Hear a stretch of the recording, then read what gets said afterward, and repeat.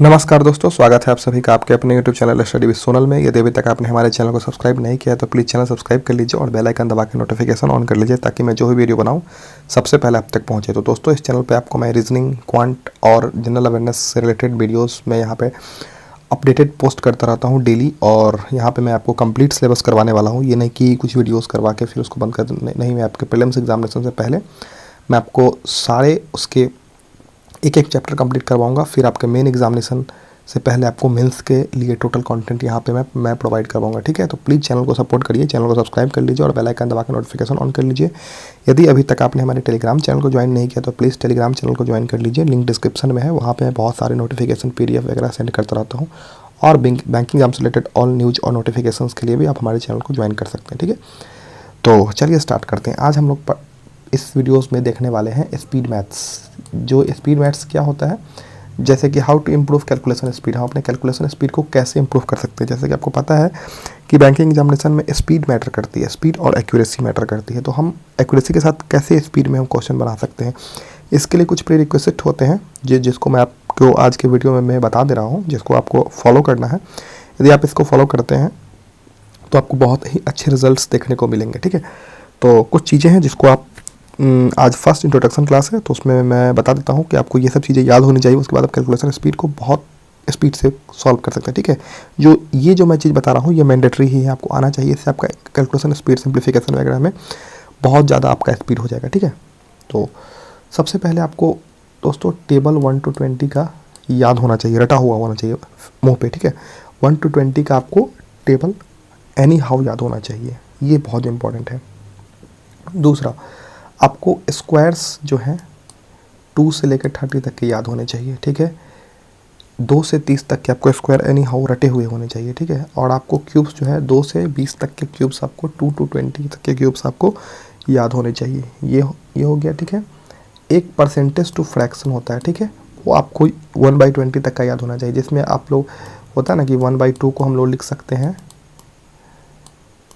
50%। ठीक है, 1/3 को लिख सकते हैं 33.33%। तो इस तरह से जो होते हैं, तो परसेंटेज टू फ्रैक्शन को हमको 1/2 से लेके 1/20 तक, इसको निकालते कैसे, वैसे मैं टेलीग्राम ग्रुप में सेंड कर दूंगा। बट आप खुद से निकालेंगे तो आपकी कैलकुलेशन की भी प्रैक्टिस हो जाएगी। तो उसमें आप कैसे निकालेंगे, जैसे 1/2 है तो उसको 100/2 से डिवाइड करेंगे 52, 1/3 है तो 100 को 3 से डिवाइड करेंगे, 1/4 है तो 100 को 4 से डिवाइड करेंगे 25%, 1/5 है 100 को 5 से डिवाइड करेंगे 20%।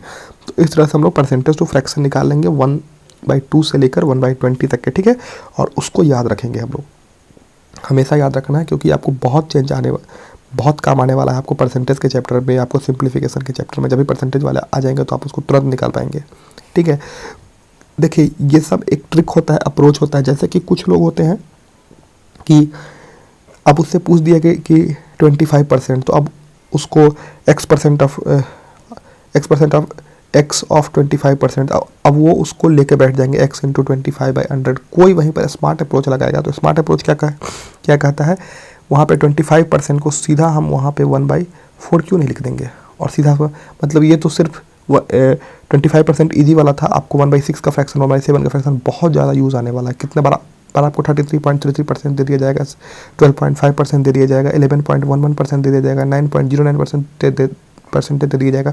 तो आपको वहाँ पे याद रखना होगा परसेंटेज टू फ्रैक्शन। यदि ये आपको याद रखता है तो उससे मल्टीप्लाई करके और भी ज़्यादा आप निकाल सकते हैं। ठीक है, तो ये बहुत इंपॉर्टेंट होता है परसेंटेज टू फ्रैक्शन। तो आप लोग इसको 1/2 से 1/20 तक याद कर लीजिएगा। अब एक होता है डिविजिबिलिटी रूल, जो कि आपको हमेशा याद रखना है। ये डिविजिबिलिटी रूल क्या है, जैसे 2 का हो गया, 3 का हो गया, 4 का हो गया, 5 का हो गया, 6 का हो गया, 7 का हो गया, 8 का हो गया, 9 का, 10, 11, 12 तक का, कम से कम 12 तक का आपको याद रखना है।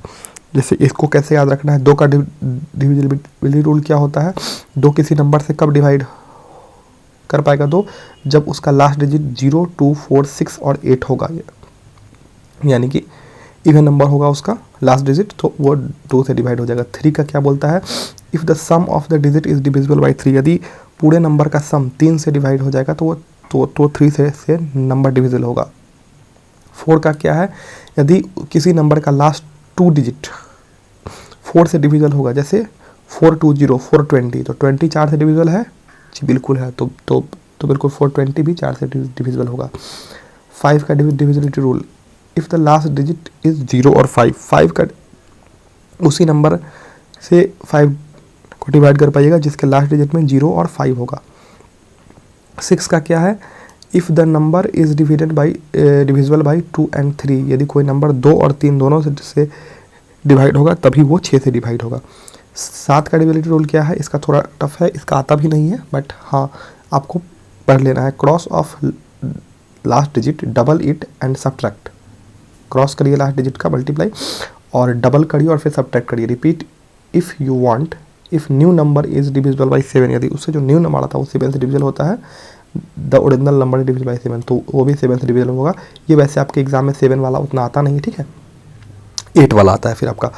इफ़ द 8 से डिविजिबल कब होगा, if last 3 digit is divisible by 8, यदि किसी नंबर का लास्ट 3 डिजिट 8 से डिवाइड हो रहा है तो वो भी नंबर 8 से डिवाइड होगा, ठीक है। If the sum of the 9 का हो गया, 9 का डिविजिबिलिटी रूल होता है, if the sum of the digit is divisible by 9, यदि टोटल नंबर का सम जो है यदि 9 से डिविजिबल होगा तो वो भी नंबर 9 से डिविजिबल होगा। 10 का डिविजिबिलिटी रूल है, if the last digit is 0, यदि उसका लास्ट डिजिट 0 है तो वो नंबर 10 से डिवाइड होगा। 11 का सब रूल है, ये भी बहुत कम आता है, subtract the last digit from the number formed by the remaining digits, ठीक है। If the new number is divisible by 11, the original number is divisible by 11। 12 का बहुत इंपॉर्टेंट है, ये भी एग्जाम में बहुत बार आ जाता है, ठीक है। The number is divisible by 3 and 4, यदि वो नंबर 3 और 4 दोनों से डिविजिबल होगा तो वो 12 से डिविजिबल होगा। तो ये इतने आपको याद रखने हैं, ठीक है, और ये आप याद करके रखिए। बहुत जल्दी हम चैप्टर स्टार्ट करेंगे सिंप्लीफिकेशन से यहाँ पे, ठीक है। तो आपको ये सब याद होना चाहिए, यदि ये सब आपको याद होगा, रटे हुए होंगे, तो आप बिल्कुल सिंप्लीफिकेशन आराम से कर ले जाएंगे। सिंप्लीफिकेशन, नंबर सीरीज वगैरह, परसेंटेज जो भी होगा आप आराम से करते चले जाएंगे, ठीक है। तो वीडियो पसंद आई तो प्लीज़ चैनल सब्सक्राइब कर दीजिएगा और बेल आइकन दबा के नोटिफिकेशन ऑन कर लीजिएगा ताकि मैं जो भी वीडियो बनाऊँ सबसे पहले आप तक पहुँचे। इस चैनल पे बैंकिंग एग्जाम से रिलेटेड मैं बहुत सारी वीडियोस डालने वाला हूँ, आपके सिलेबस रिलेटेड और नोटिफिकेशन से रिलेटेड जो भी अपडेट आती है मैं सबसे पहले पोस्ट करने की कोशिश करता हूँ। तो प्लीज़ उसको सपोर्ट करिए, ठीक है। चैनल सब्सक्राइब कर लीजिए और वीडियो को पूरा देखा करिए, ठीक है। मिलते हैं जल्दी नए वीडियो के साथ। टेलीग्राम ग्रुप में नहीं है तो टेलीग्राम ग्रुप में जल्दी से ज्वाइन हो जाइए, ठीक है।